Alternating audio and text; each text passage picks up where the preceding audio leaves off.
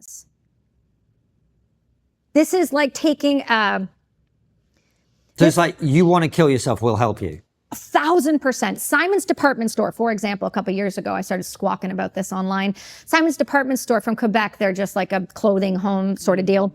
And they decided they were going to run an ad, okay? Did you guys hear about this ad ever? No. Oh, it was wild. I know it's so depressing. I apologize. So what they did is they had this lady who, by the way, only was choosing MAID because she couldn't get healthcare in Canada.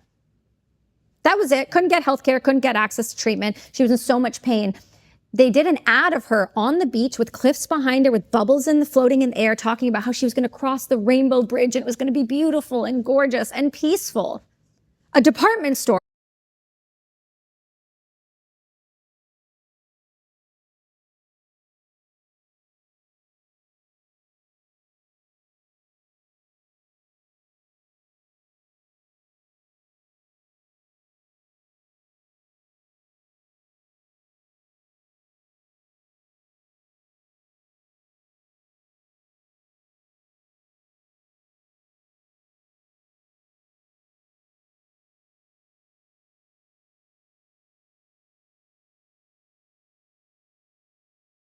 With other vulnerable people and young adolescents watching that commercial on TV, euthanasia. It's the slow drip. It's the frog in the boiling pot. It's now us saying that we will kill you if you're struggling. People like Dying with Dignity and CAMMAP. So let's talk about what CAMMAP is for a second. CAMMAP is the Canadian Association for MAID Practitioners. They are the ones that go around and educate doctors on how to not only get your patient qualified, but then to how to do it, the drugs to do it, and how you can skate the system, if you will. Because like I said, going back in March of 2024 was supposed to include children, mature minors down to the age of 12. Let's pause on that for a second. That's insane. And then mental illness alone. Mental illness or mental health? Because mental illness. Because that's one of the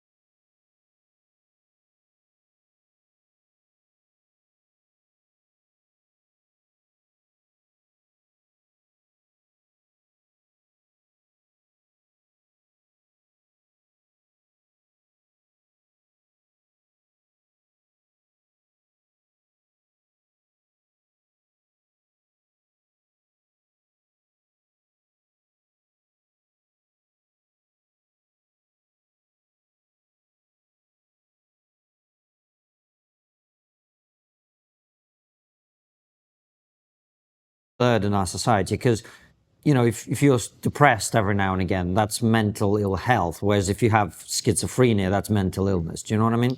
Yeah, so it's a little tricky, right? Because a lot of times people are they have multiple diagnoses, right? So like for me, when I was in the Army, it was post-traumatic stress. And then last week, I just won my case against Veterans Affairs after suing them for 2 years. And when you look at the reason I won, it's because 11 of the 13 symptoms of TBI and post-traumatic stress overlap. So I was finally able to get the diagnosis of my traumatic brain injury separate from that. So mental illness, PTSD, mental injury, mental health, other things. When we were talking about the fitness component right before, about how important it is to stay moving, how important it is what you put in your mouth, because it is directly responsible for 90% of the serotonin that goes to your brain. When we talk about things like our broken systems, our healthcare, our food systems, no wonder people are on more SSRIs than they ever been, which is serotonin drugs for depression. No wonder they are on all of these other drugs for mood stabilizers. It's because we feed our children garbage. We tell them they don't need to move, and we tell them that it's perfectly okay to sit in front of video games all the time. And then we wonder why they're depressed and want to kill themselves. It's not rocket science. It's just not. So going back to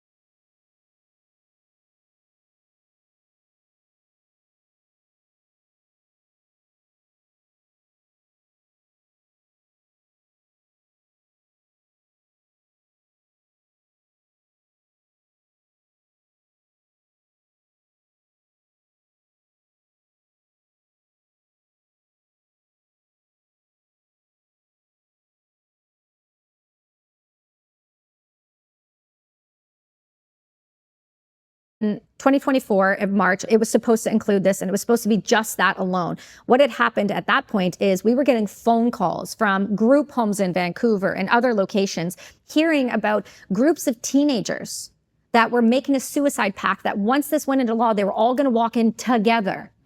These kids are being manipulated to believe through people like Dying with Dignity's children's books that this is a peaceful situation, that it is wonderful and you are a burden to society, so you should eradicate yourself.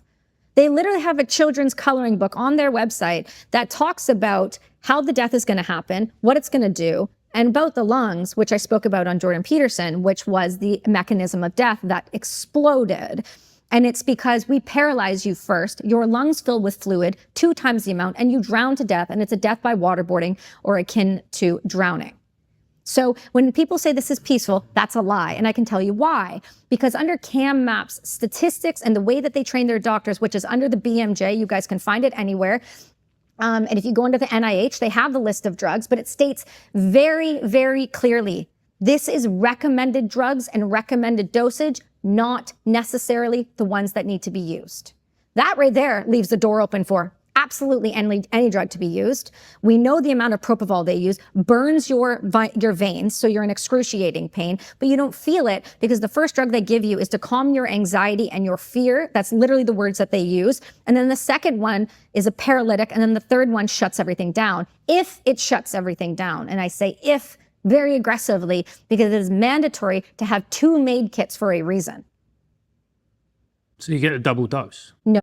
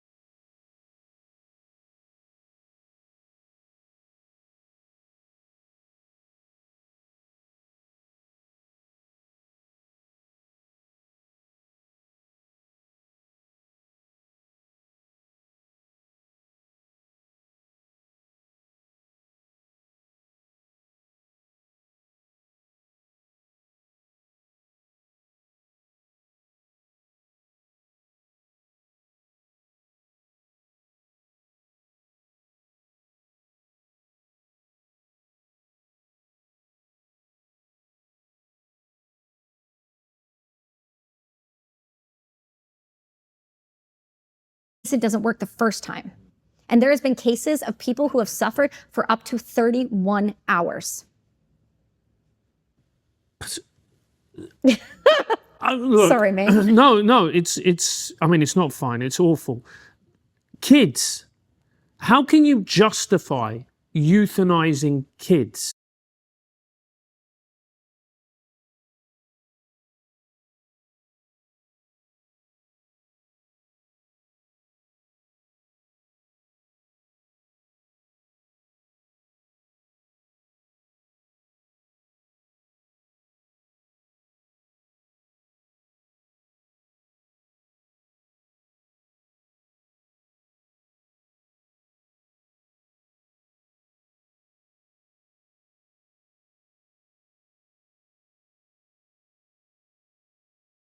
For children up to the age of 1 now. What? That's what they have there. So the healthcare director, what is it called? It is the physician, the college physicians.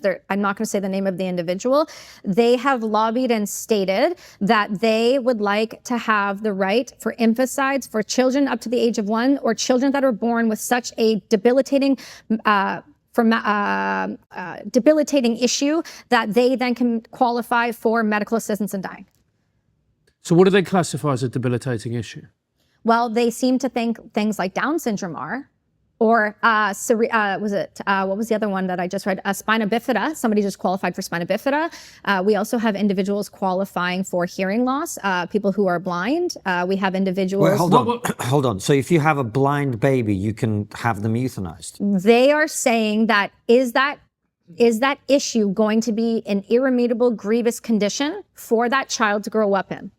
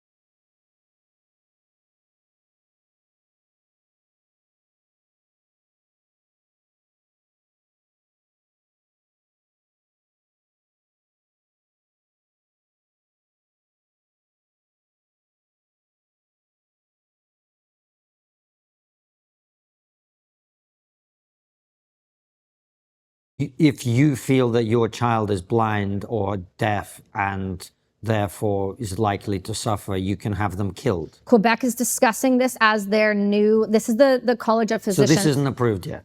Well, so here's the thing. When you say, is it approved? This is where I get a little cranky about it, because it's not approved to kill people with mental illness, yet we're doing it. And the way they skate the system, and you can look at under BC stats, under the healthcare report last year, under MAID, is the first thing they state is that what is the main issue, right? So here's my example. Constantine, I'm really struggling. I'm really depressed. Okay, but we can't kill you till 2027 because of the mental illness. So let's look at what else is going on. Well, I have to have knee surgery and I'm a runner and I can't run right now. Oh, is that very distressing for you? Yes, I can't live without running.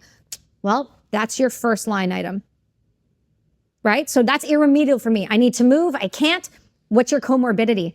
Underneath, it'll say other, and under British Columbia, it'll say 90%. And when you look up what the definition of other is, depression, fibromyalgia, fragility, diabetes. At Trigonometry, we value expertise and integrity in everything that we do. That's why we've partnered exclusively with Augusta Press.